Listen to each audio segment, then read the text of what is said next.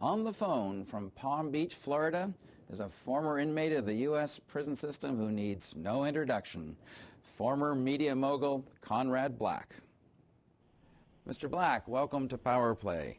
Thanks, Don. You were still incarcerated last summer when you wrote a National Post column, very interesting one, that called prisons, quote, an antiquarian and absurd treatment of non-violent lawbreakers which should be, quote, terminated. You concluded the Harper government's prison expansion policy was a moral and political catastrophe. What did you mean by that? Well, I think that obviously with people who have a tendency to violence, any tendency to violence, that they have to be segregated for the public safety. No question of that. But we're not talking about that sort of person. The whole notion of just confining people in a prison because of an offense that doesn't imply violence or extreme sociopathic activity is just an heirloom from the Middle Ages, or indeed ancient times. I mean, it's only done because it's always been done. It's a completely foolish thing to do. What you should do is, for those who are susceptible to therapy, give them the therapy and have them contribute whatever work they can do to society for free. And if they have no means at all, you have to provide subsistence for them. You provide elemental accommodation and elemental food stamps, and they work for free. It increases the productivity of the economy, and you're getting something out of them, and at least they can see in front of them the pathway back to a normal life, and you're giving them the therapy they need to get over whatever problem it is. The idea of putting them into a prison will simply make things worse at immense cost to the taxpayer. And these remarks of Mr. Tees, if that's how you pronounce his name. Taves. How do you pronounce it? Taves. Yeah, okay. I mean no offense for not pronouncing it correctly. It was accidental. But about exacting their debt to society and so on, it's just a lot of eyewash. It's a sort of medieval false notion that the whole process is condign and just, and that you are actually going to reform people by caging them in behind barbed wire and doors and windows with bars on them, giving them absolutely nothing to do to re-equip themselves for life in the outside or to cope with the problems that landed them there in the first place. I'm curious, was this a thinking and a view of this prison system that you acquired as a result of your experience in the system, or were you always of this view? I was always a prison reformer, and I was always opposed to what I considered barbarous penalties, starting with the death penalty. Those have been my views since I was very young.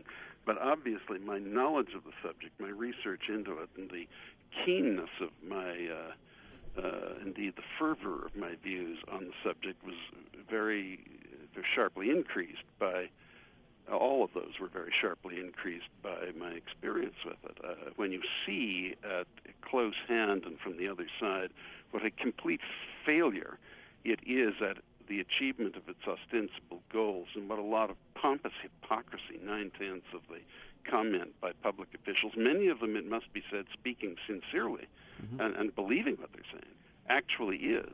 It is a real eye-opener. I mean, almost nothing is done to address what are the main points. I mean, what is the point of the penal system? I mean, I hate rhetorical questions, but I'll answer it myself. Okay. First of all, to protect the public. Second, to maximize the likelihood of the offender being modified or persuaded to modify his behavior so that he or she will have an uneventful return to normal life. And third, the best possible application of the resources available to the government. We now have a declining crime rate, so we are building bigger prisons. The argument for building bigger prisons has nothing to do with the crime rate and nothing to do with the best treatment of convicted criminals.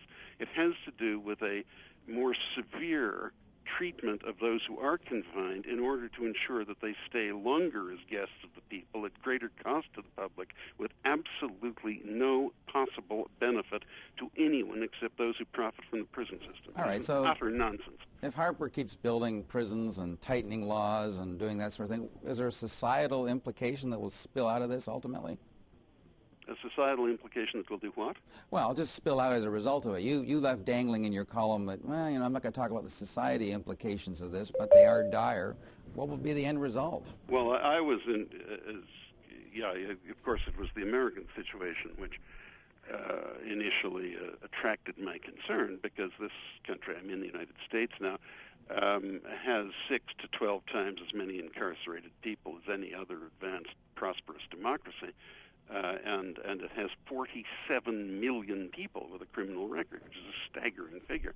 In Canada, the proportions of the problem are much less serious, but even obviously in relative terms. But the societal implications, if you just keep people in prison for longer and under more severe conditions, is that you will eventually release more embittered people, less qualified to re-enter normal law-abiding life than you would otherwise have had, and you will also inflict upon the country and its taxpayers a completely unnecessary expense, all presumably in the pursuit of votes that, as far as I can see, this government has in the bag anyways. What are they doing it for? Very interesting perspective, Mr. Black, from the inside and outside. Thank you very much for taking the time to talk to us today. Thanks for calling, Don. Thank you.